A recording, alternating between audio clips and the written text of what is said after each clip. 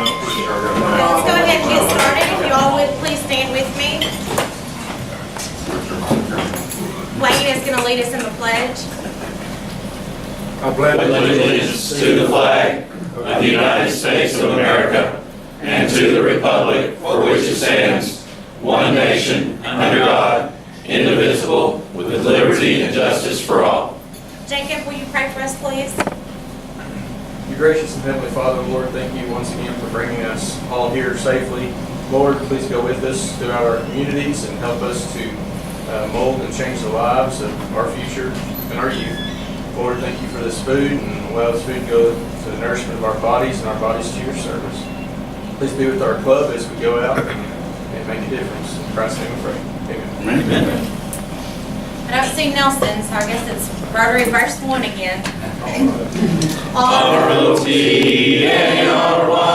that spells Rotary. R-O-T-A-R-Y is known on land and sea. From north to south, from east to west, he profits most who serves the best. R-O-T-A-R-Y, that spells Rotary. Okay, we have several things to cover today, so I'm going to move as quickly as I can. We've had a couple of birthdays coming up. Aaron had one over the weekend, so happy birthday to you, Aaron. Thanks. And Ron has one this week on the 17th. Ron Carter? No, it's the anniversary, I'm sorry. It's your Rotary anniversary. 18 years in the club on the 17th, Ron Carter. And Allie Phelps will be celebrating 2 years in the club on the 18th. So if you see her, wish her a happy anniversary and happy birthday to Aaron and anniversary to Ron. So congratulations to you all. At this time, I'm going to ask John Kent to come up and induct our newest member. Come with me, young man. You may never be the same.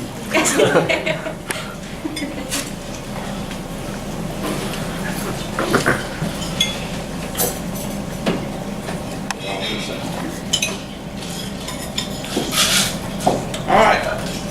It is my pleasure today to induct Jared Cook into the Batesville Rotary Club as our newest member. And since, Jared, I don't have a bio on you and you don't want me to make up anything, let me have you step to the mic and tell us about yourself and what you do and your family, your background, anything you want to say that your time to speak. I should have let you make one up. It may have been better than the real story. Well, I have some things to add to it. Yes, my name is Jared Cook. I'm originally from Old Trough. I graduated high school from Cedar Ridge, just down the road from here, class of 2007. Coming up on 10 years ago. That seems like a long time, but now I found out it's really not a long time.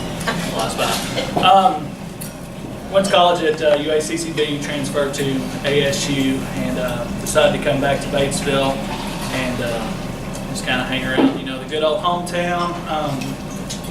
Started out, I worked at Nelson David's Home and Sleep Center for 8 years. I kind of got my start there, worked my way up from delivery into sales, and now I'm at WRD Entertainment. I started there back in January, and I've been interested in Rotary for a while, and Butch found out that I was interested in Rotary. I mentioned something to him, so he invited me, and well, I've been here every week ever since. The reason why got me interested is I see so many of my peers, the same age that I am, that just like to gripe and complain about how bad the world is, how bad the community is that we live in, but they don't want to do anything about it. They're just sitting on the sidelines and complaining. And I just kind of thought, well, you know, if it is so bad, if there's something I can do to help make it a better place, then I want to be a part of that. And what led me to Rotary is, y'all have said here before in the club numerous times, if you see a community project going on, a lot of times Rotary's involved in it, and I have noticed that. So that's what brought me to Rotary. I'm excited to be here, help out in this great organization. I've also been volunteering for Ozark Foothills Literacy Project. It's a great cause, you know, helping people with illiteracy in this area. I'm really excited to be doing that as well. So, and also I get to hang out with your lot of wisdom in this room and just kind of learned from some of the best in the community. So just happy that y'all have took me in. I'm excited to work with you. All right.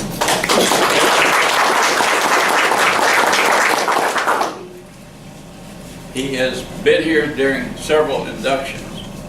He has heard my speech, and he used half of it in telling what he did. You're a smart guy.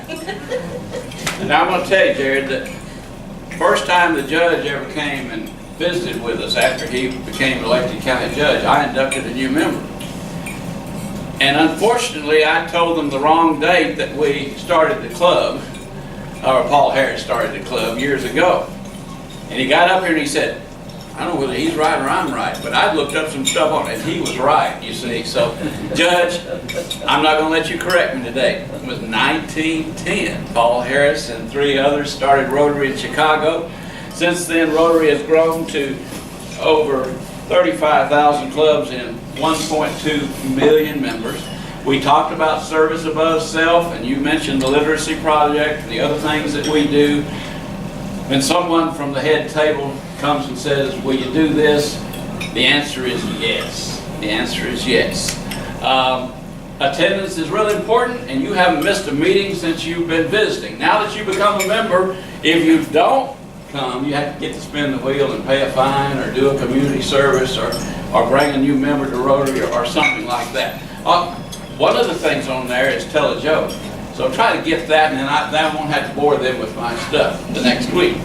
We have your membership package here, your Rotary certificate. Frame that, hang it in your office. Rotary objectives and the 4-way test. Your membership badge, find you a place for it this afternoon over there when you leave. Be sure you put it on, because if you don't have it on, there's a carrying charge from me to bring it to you. There's a new member ribbon that I'll ask you to attach to that and wear with that. Folks, I want to tell you, he works for WRD.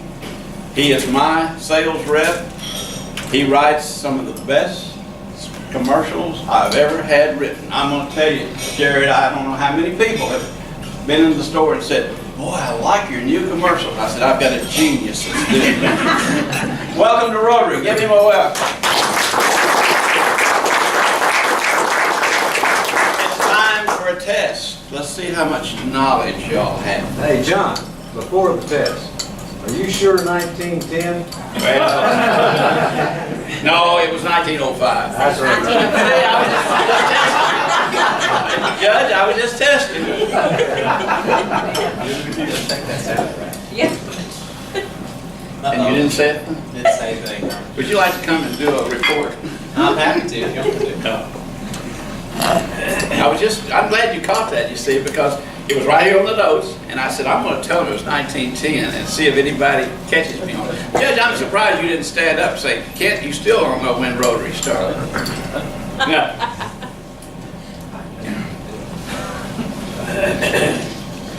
Why can't a nose be 12 inches long? Pardon? Because it'll be a foot. Well, you're right. What is the hardest thing that you hit if you fall off your bike? The pavement. You guys are not good. Audrey, you're going to have to help them, I think. What kind of band plays snappy music? A rubber band. And at Rotary, why don't you laugh at my jokes instead of paying me to tell you for them? Because they're not worth it. That's the end of it today.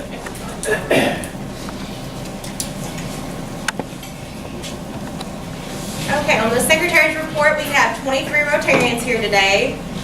And we have Joseph with the guard is with us again in the back. And I don't see any Batesville School students here today. Dennis, do you have a couple of guests you'd like to introduce at this time? I do have, no strangers to Rotary, but our Mayor Rick Allenbaum, our County Judge, Judge Griffin, and then I've got Charles Mapry with us here. Great, thank you. Welcome all.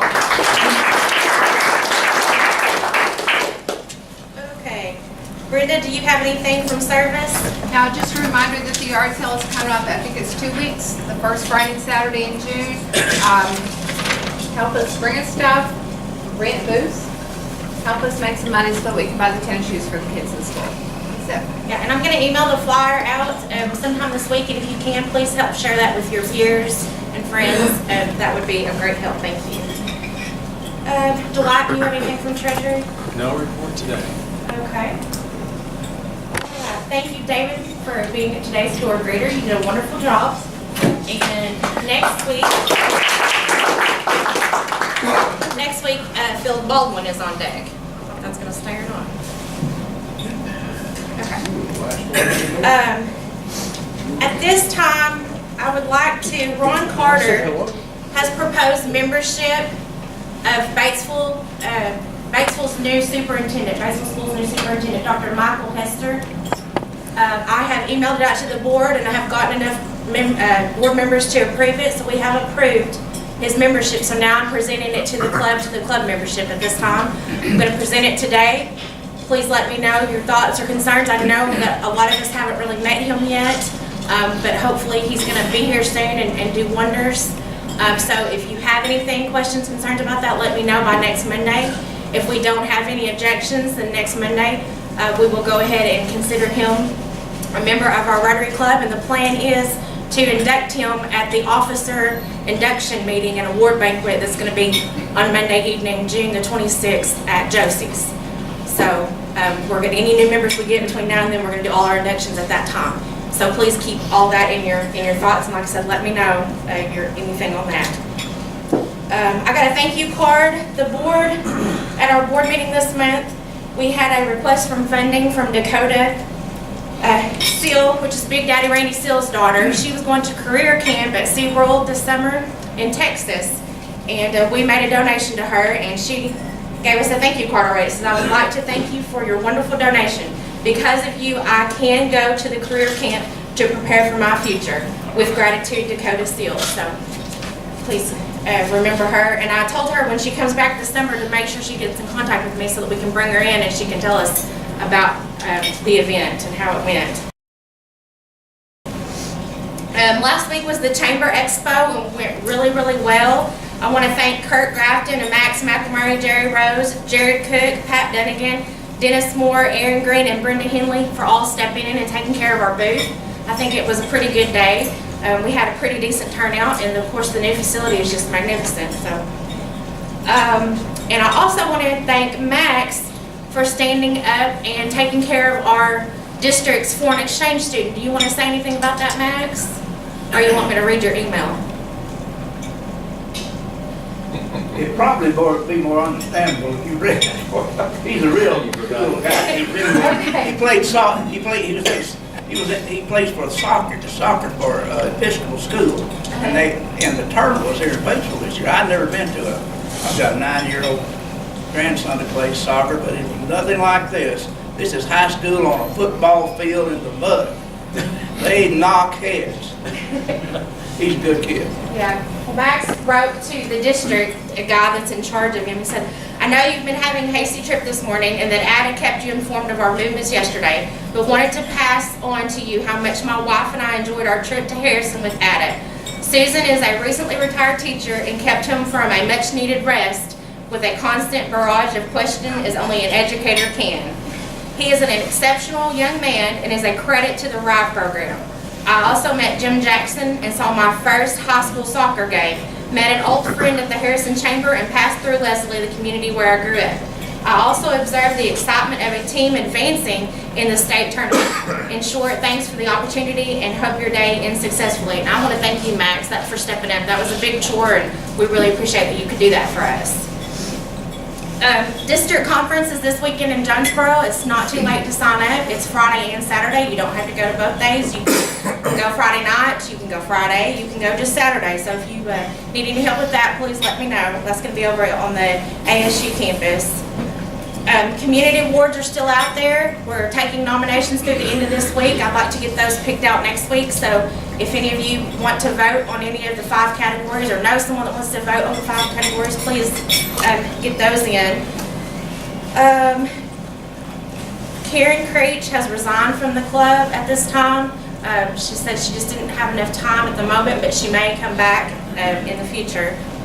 And Brenda and I are looking for the yard sale banner, the big banner that we put up on the corner of St. Louis and Harrison every year. Someone took it down for us last year, and we're not sure what happened to it. So if any of you guys know where it is or might possibly have it, please let us know. They brought it to me and I gave it to Steve. You gave it to Steve. I'll go back again, but I looked. I didn't see it. Okay. I'll help you, just let me know. Okay, at this time, I'm gonna ask Dennis to come up and introduce our speaker for today.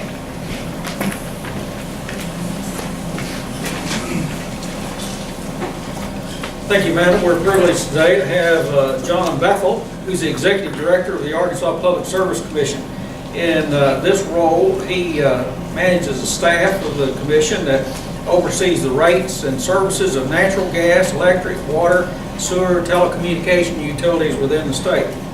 He has a BA degree and MBA degree from the University of University of Arkansas at Little Rock.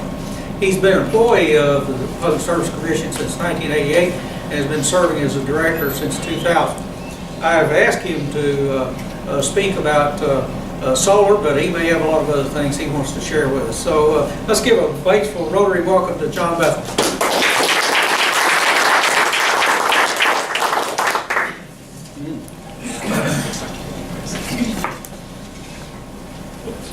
I'm sorry, there's cords everywhere.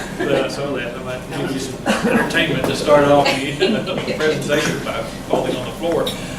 Thank you very much for your invitation to be here. Thank you for your service as Rotarians and your service as leaders in your community. It's always good to hear about things that are going on and the good work that y'all are doing. And I'll tell you a little bit about what the Public Service Commission is up to currently. Tell you a little bit about the Public Service Commission itself. If you're not familiar, the Public Service Commission is a state agency that regulates utility companies.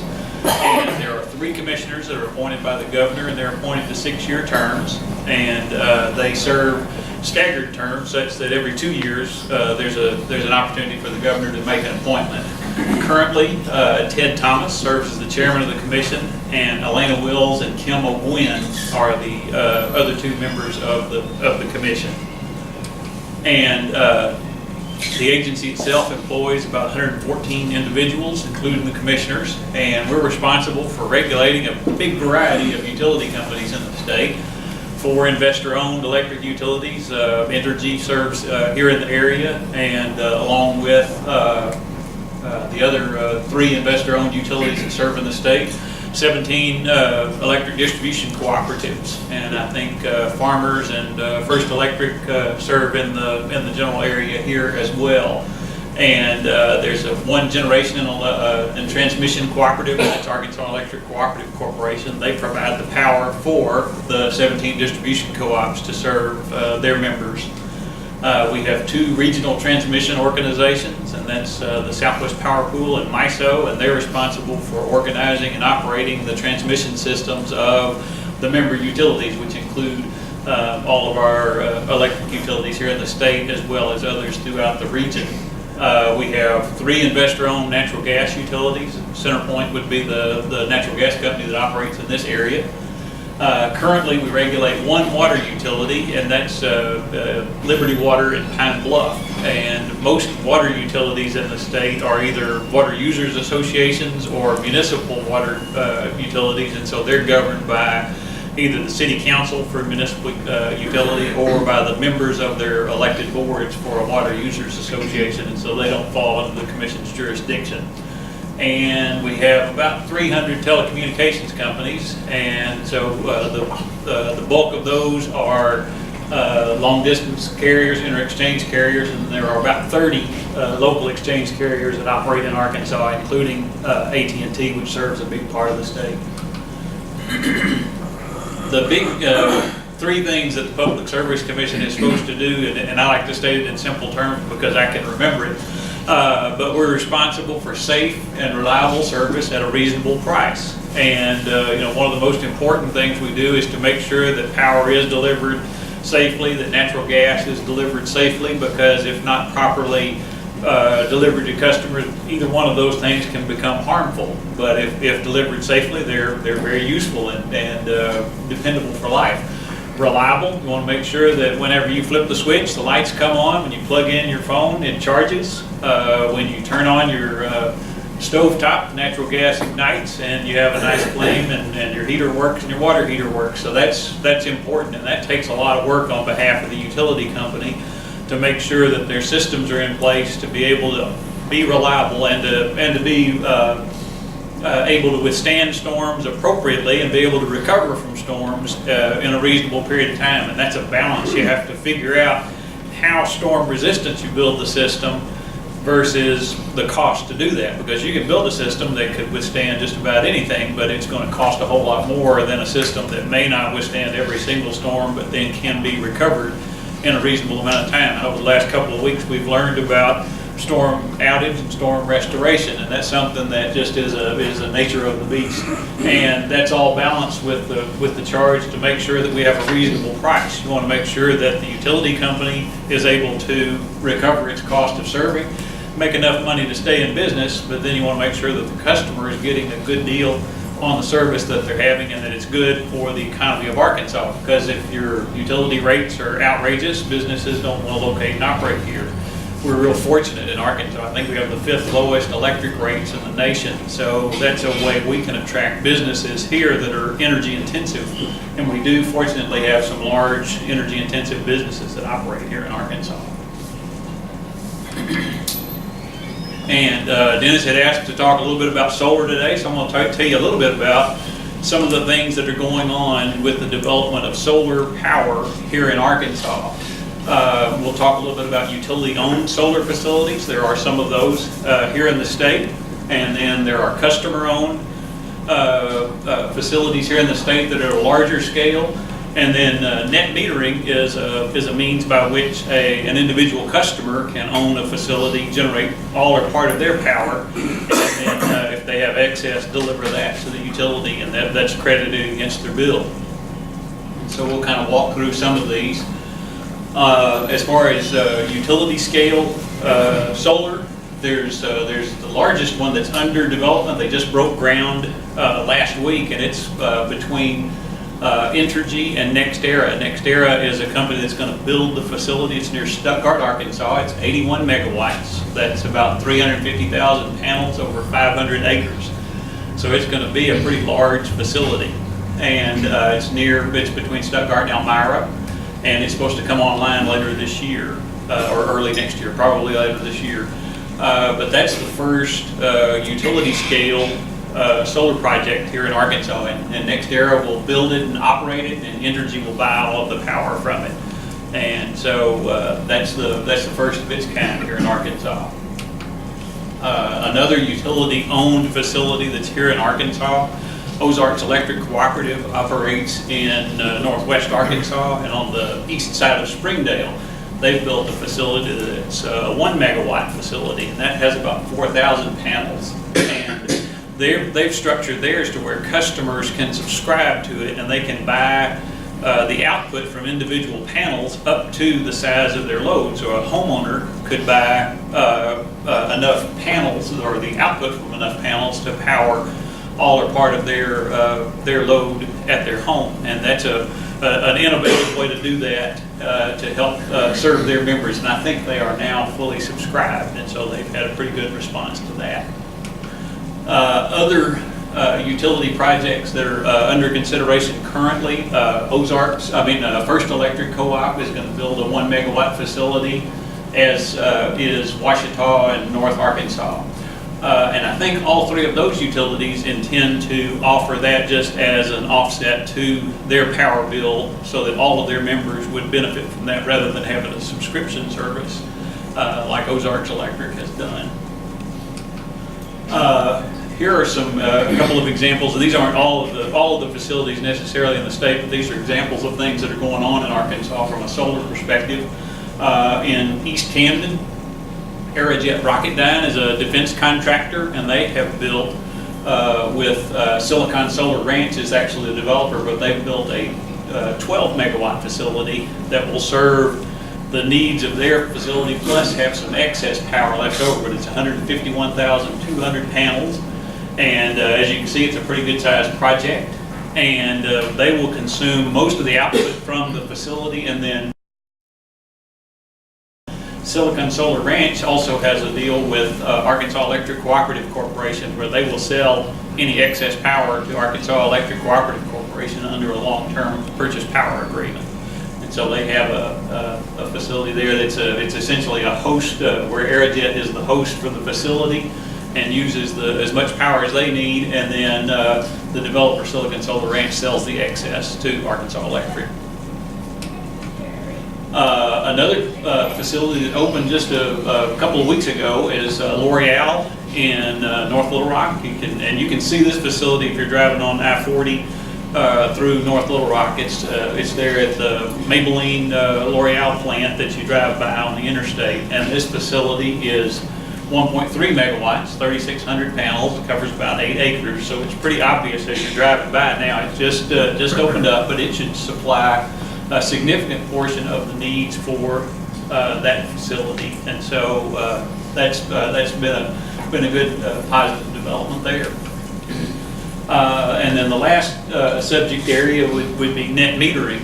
And here in Arkansas, we have a little bit more than 500 customers currently that have net metering facilities on their homes, on their businesses, on other facilities where the customer installs, like at this home has the panels on the roof.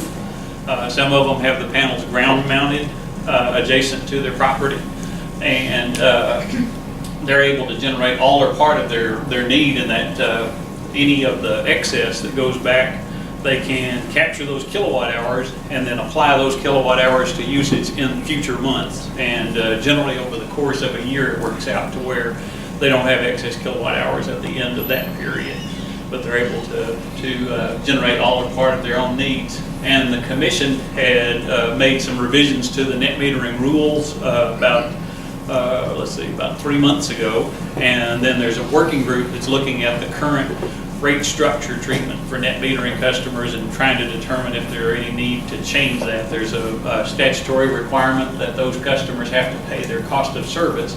So we're evaluating what the rate structure should be, and that's going to result in a commission proceeding later this year. The Independence Power Plant is located here in your area in Newark, and it's been there for a long time, generates a significant amount of the electric energy that's consumed here in Arkansas. And currently, the regional haze rule required electric generation facilities of a certain age to make adjustments to their emissions. And when the state developed its implementation plan for regional haze, it didn't include the Independence Power Plant, because the Independence Power Plant is newer than the cutoff for that rule. But the Environmental Protection Agency didn't accept the state's implementation plan and developed a federal implementation plan, and that's what the SIP is, state implementation plan, the FIP is federal implementation plan. And under the federal plan that the EPA initiated, it included Independence in having to meet some of the regional haze requirements on a pretty aggressive timeline. And that's currently under challenge by both Entergy Arkansas and by the Arkansas Department of Environmental Quality. And that's ongoing as far as whether the plan as is will be implemented. Currently, Independence continues to operate as it always has, and hopefully we'll be able to come up with an implementation of the regional haze rule that will not have adverse economic effects on Arkansas utility customers. Let's see here. Another thing the Commission has had in place for several years has been energy efficiency programs, and those are offered by the utility companies that we regulate. And so in your area, you'd have the opportunity, if you haven't already, to investigate potential energy efficiency programs that may be beneficial to you at your residence or your business. And those are include weatherization, where they can make improvements to a home's building envelope with windows, door sealing, insulation, duct sealing. They offer heating and air tune-ups, where they can come and make sure that the heating and air system is operating appropriately.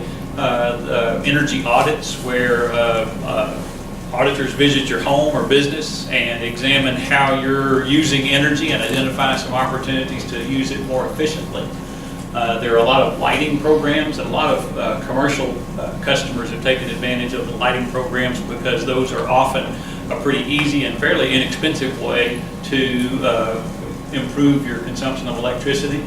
Appliance replacements, and then there are a lot of custom programs for commercial and industrial customers. And in those instances, either your account representative, if you're a large enough customer to have a representative assigned to you, or somebody else from the electric utility will come, evaluate your processes, evaluate your use of electricity or natural gas, and will advise you on things that you can do. And there are incentives associated with that, where you can get rebates for expenditures you may make for energy efficiency improvements, or actually some payments toward making those investments. And let's see, something we try to stress, because our pipeline safety office works in cooperation with the Department of Energy's Pipeline and Hazardous Materials Administration, Safety Administration, is being sure to call before you dig. It's the law, and there are penalties if you fail to do that and you damage underground utility facilities. So if you'll dial 811, Arkansas One Call will come out and locate the facilities and mark them. And then before you excavate, you'll know where those are, and you can be careful and exercise care around those. But it's important to do that, because if you damage a gas line, you can hurt yourself, you can hurt others, you can damage property, and you can incur a lot of expense associated with doing that. So be sure and take that little bit of extra time and call before you dig, because if you don't, it can be expensive, harmful to you and others. And with that, I'll take questions about things that you may have about what's going on at the Arkansas Public Service Commission. All things utility. Yes, sir. So I thought I read in the newspaper that it was a grandfathered policy for the net metering. Is that not the case? If somebody were to go out and buy solar panels and put them on their roof now, they still have net metering as an option? Yeah, and net metering, you are correct. Net metering is going to continue to be an option for the foreseeable future. The grandfathering affects customers that either have facilities in place today or purchase net metering facilities until the commission issues an order changing the rate structure. And so you're going to operate under the existing rate structure until the commission sets something different. And all of those customers would continue to have that going forward. It would be the customers after that order is initiated that wouldn't be grandfathered. But you're right, but net metering itself will continue to be available. In Elmira, is that 500 acres of prime agricultural land they're taking out? They are, they're taking out about 500 acres of, used to be rice and soybeans, row crops. The landowner was willing to lease the land to this operation as opposed to leasing it to another farming operation. But it's taking that farmland out. The good thing about it for Arkansas is solar is probably one of the easiest renewable resources to implement here in Arkansas. We don't have the same kind of wind resource that they have in some of the plain states where there's a lot of opportunity for that. But solar is something we benefit from a good sun profile, and so we're able to. That project particularly proved out positive economically against a lot of the options that Entergy was looking at. But you're right, it does take some real estate out of agricultural production. Yes, sir. I don't know how many months ago, but we had someone from the petroleum industry representative that I took away the position that basically petroleum is where it's at, and wind and power is not going to go wind and sun is not going to go very far. What do you see from your perspective as to what's going on nationally and internationally? What the future of solar is to Arkansas? I think it's going to continue to be a part, and it's probably going to continue to be a growing part of the energy mix in Arkansas and nationally. it's important for the utility companies that serve us to have a diverse portfolio of resources. You don't want them to all have just one thing. And so all of our utilities have a mix of, there's coal-fired power, there's natural gas-fired power, there's hydropower, there's becoming a mix of wind and solar. Most of our utilities have some element of each one of those in their portfolio, and they should, because as the prices move, you don't want to be exposed to all the price risk associated with coal. You don't want to be associated with the price risk associated with natural gas, and then with renewables themselves. And so you want them to have a balance. And over time, I think that balance will adjust depending on the cost of the technology versus other alternatives. But I think that each one of those currently has a place in our generation mix, and going forward, it should continue to have a place in our mix. Yes, sir. I'm going to follow up on that question. Right now, the Chinese are developing some solar that's in the $35 a megawatt. The Elmira is $50 a megawatt.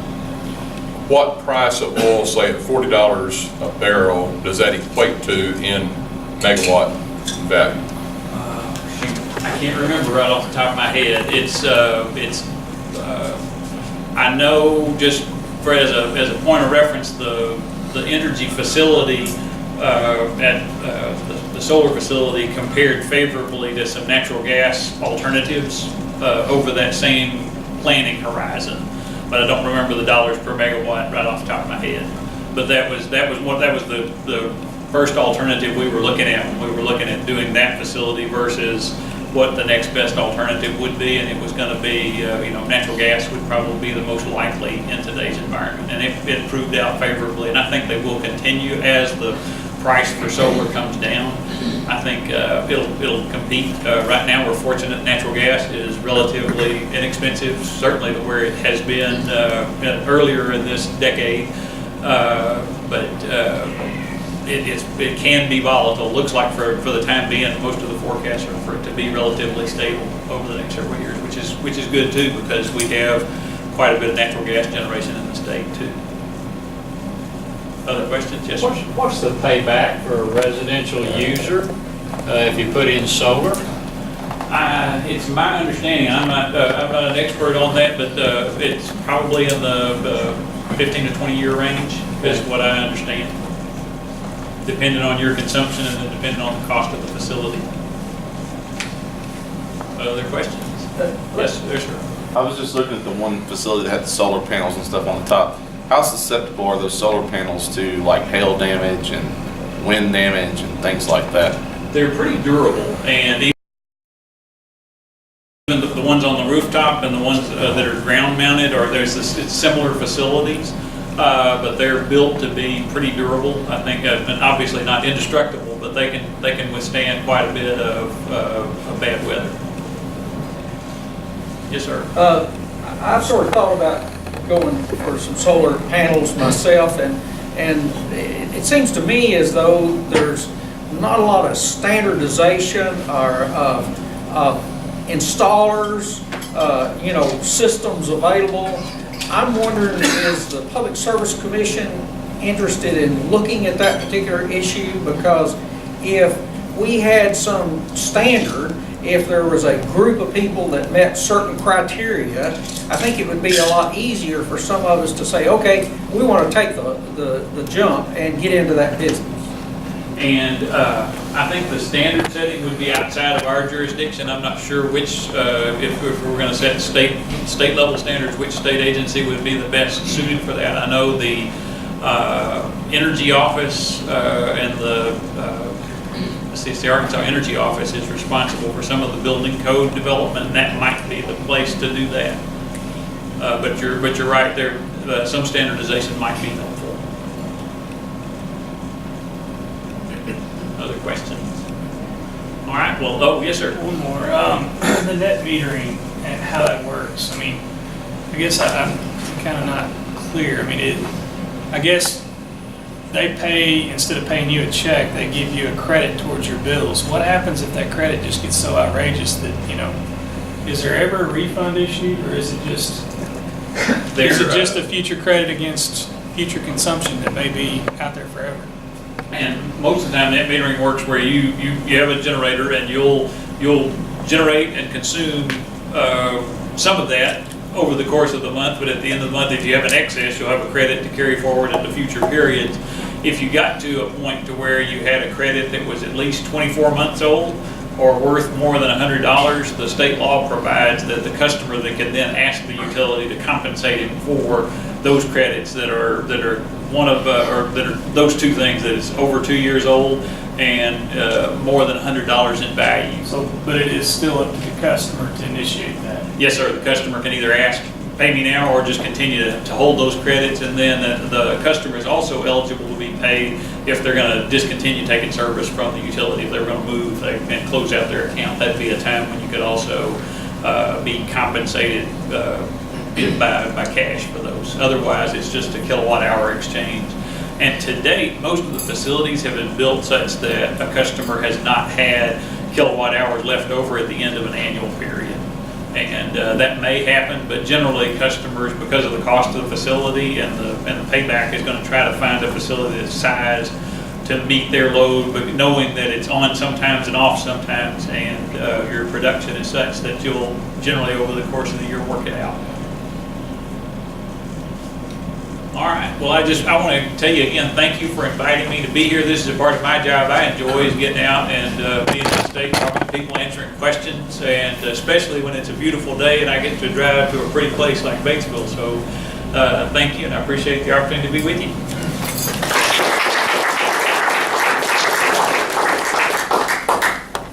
Yes, sir. Thank you, John. We appreciate you coming.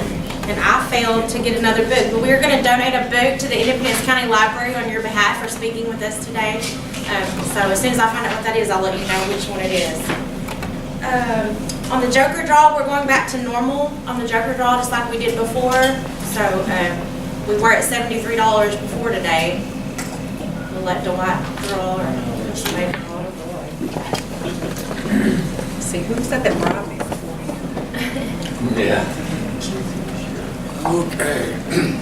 865-777. 777. Max? Oh, not you. Is it you, Max? Oh, it is Max. Max, I want you to go with me to buy some lottery tickets. Yeah. It's really good. He gets the grills, he can do the draw. Not today. Not today, Max, not today. Okay, so keep that in mind next week. Like I said, we're going back to the normal way. You buy your tickets and we're just drawing for the Joker card, and that's it. Okay, couple of quick announcements. At the board meeting last week, the board decided that we're going to take the first Wednesday night of every month beginning in July is going to be, we're going to help the Batesville Help and Hope out. So the first Wednesday night of every month in July, we'll meet out at Help and Hope about 5:30 and work an hour or two. So anytime that you can come out and help us, I'll try to send reminders and everything, but we will be out there helping them out do that. And on the yard sale, just wanted to remind everybody, we get a $500 grant from RI to buy shoes for kids, and that's what this yard sale is for, is to help us make the other $500 because we have to match that grant. So anything that you can bring us, any hangers, any clothing racks, Walmart sacks, boxes, anything that you've got laying around or anything that we could sell, please get that to us so that we can raise a lot of money. I think last year we raised $1,200, so we definitely want to beat that this year. So keep the yard sale in mind and help pass those flyers out to everyone that you know so that we can get some good shoppers out there. Okay, does anybody have anything else for the good of Rotary? If not, we'll end as we always do with the four-way test of the things we think, say, or do. Number 1. Is it the truth? Number 2. Is it fair to all concerned? Number 3. Will it build goodwill and better friendships? And number 4. Will it be beneficial to all concerned?